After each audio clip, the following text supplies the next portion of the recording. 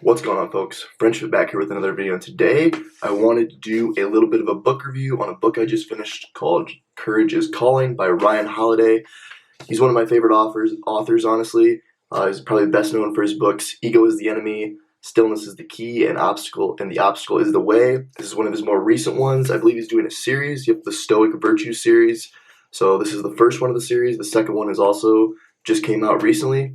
But this is a really good book, so I just kind of want to detail some of my I got 4 main points that I want to touch on, just little chapters throughout the book that really impacted me. And then if you want to learn more, definitely would recommend reading it. So let's just get right into it. So if you read a Ryan Holiday book, you know that he has very short chapters, which I personally like. He might have up to maybe 50 or 60 chapters in a book like this. The chapters are usually less than 10 pages long, sometimes only like 5 or 6, which I think is awesome. Gets straight to the point, hammers the lesson down, and then moves on to the next thing. So first one that I took away was, it's okay to be scared, but it's not okay to be afraid. So obviously the book is about courage and being courageous. Now, I think a lot of people think that people that are courageous often think that they're just never scared of anything. They're just fearless all the time, never afraid of anything. And honestly, I don't think that's true. Obviously, this book doesn't think so either. So there's a quote in here by William Faulkner that says, "Be scared. You can't help that, but don't be afraid." So obviously, people are going to be scared of stuff that frightens you at first glance, but then you have a decision to make about, okay, am I going to let this hold me back, or am I going to have the courage to push through? So everyone definitely gets scared at times. It's just human nature, in my opinion. But after that initial scare of something that's worn off, we get to decide whether or not we're going to be brave enough to take on that task, or we're going to be afraid and not take the easy way out. So I really like that. Another thing it says in here, it says, a scare is a temporary rush of feeling that can be forgiven. Fear is a state of being, and to allow that to rule is a disgrace. So pretty powerful stuff right there. Second point that I wanted to touch on is never question another man's courage. Now, this one can kind of go both ways, because the premise of the chapter was not to waste your time questioning other people's courage, but put the focus solely on holding yourself to a high standard of courage, which I'm personally a big fan of. Now, there is a time to call people out on their BS. Honestly, especially if you're in a leadership position, you're trying to hold other people to a high standard. But I think a lot of times we tend to point the finger at other people without looking at the man in the mirror. And I'm always a big fan of, lead by example. Obviously, sometimes you need a vocal leader, but I think if you can just put on display the attributes and the character traits that you want other people to embody, that will kind of rub off on them eventually. So I definitely think it's better to evoke courage in others by setting a good example rather than just questioning other people, because you never really know what they're going through, honestly. You kind of got to be able to step out of yourself, put yourself in their shoes, talk to them. So I really like that point. But obviously, like I said, it goes both ways. The third point that I really thought was helpful in this book, and this might be my favorite chapter of the whole book, honestly, it says, life happens in public, get used to it. That was the name of the chapter, and that's basically the main takeaway. So the biggest quote from this chapter, it says, we don't get to succeed privately. And I believe I actually bookmarked this one, so let me see if I can find it. At the end of this video, I'm going to kind of go over how I usually take notes on a book like this that I really enjoy and I'm trying to get something out of it. So let's see, bookmarked it here. So highlighted pieces on this page, I'm just going to read them out. It says, you have to learn to stop thinking about what they think. Obviously, pretty much everyone has that problem to an extent. We care a little bit too much about what others think about us. It's just part of life nowadays. And then another thing, it says, we don't get to succeed privately. It's ironic. The Stoics would say that for all of our selfish cares about ourselves, we seem to value other people's opinions above our own. Isn't that crazy? And then here's an Epictetus quote. It says, if you wish to improve, be content to appear clueless or stupid. I really like that, because think about the people that have built the biggest companies.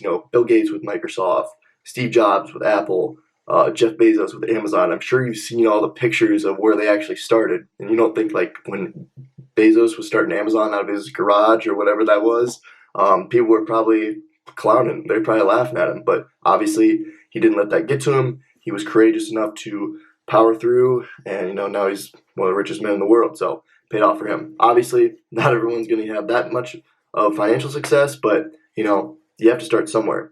And then the last part on this page, it says, who might we be if we didn't care about blushing? What could we accomplish if we didn't mind the spotlight? If we were willing not only to fail, but to do so in front of others.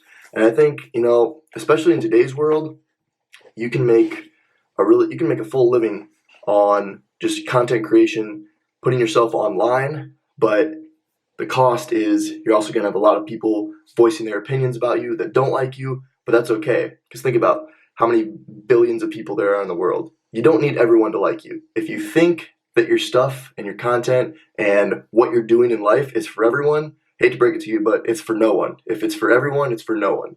Very few things in life can serve the whole population, outside of like maybe grocery stores or something like that, where Walmart can just dominate the market. But honestly, the stuff you're doing in life, whether it's your job, how the way you handle your relationships, parent your kids, all that type of stuff, it's not going to be for everyone, and that's fine. You got to be willing to stick to your guns because we don't get to succeed in private. So that was definitely my favorite chapter in the book. I really enjoyed that one.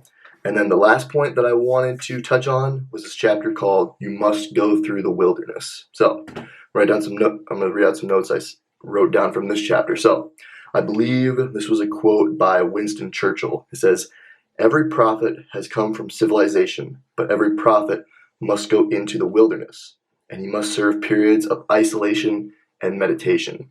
Now, what does that mean? I think it kind of goes back to, oftentimes when you're doing something a little bit different, you can kind of get alienated a little bit isolated because you're doing something that's different from the crowd by definition. How do you get into the 1%? Well, by definition, you have to do what the 99% aren't doing or do it a little bit differently. So people are probably going to give you some weird looks and, question why the hell you're doing what you're doing when you're trying to, excel to your goals, your vision, and whatnot. So going through the wilderness, so to say, I take that as a metaphor as going through a period of being misunderstood, alienated, and possibly isolated, which will happen if you go against the grain at some point or another. People, they might be supportive at the beginning, being like, you tell them your big goal, and they're like, oh yeah, you could do that. But then when you actually start working on it, they're like, all right, let's get realistic. Let's get a real job, all that good stuff. So, and then it says, when you conform and compromise your beliefs and values, that's a question, my bad.